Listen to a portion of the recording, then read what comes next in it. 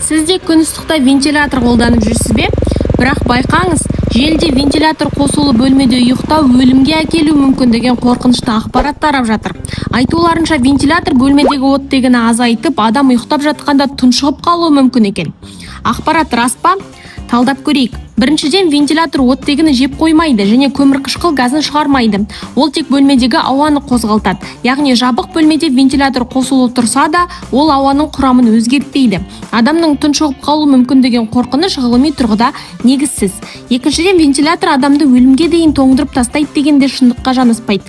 Қалыпты жағдайда сау адам мұндайдан көз жұмбайды. Керісінше, ыстықта вентилятор денені салқындатуға көмектеседі. Бірақ оның мүлдем әсері жоқ деп те айтуға болмайды. Ол бөлмедегі шаңды, тозаңды қозғап, аллергия немесе астма белгілерін күшейтуі мүмкін. Сондықтан вентилятор қолдансаңыз, бөлмені жиі тазалап, ылғалдылықты қалыпты деңгейде ұстаған дұрыс. Ал сіз жазда вентилятормен ұйықтайсыз ба? Әлде кондиционер қосасыз ба?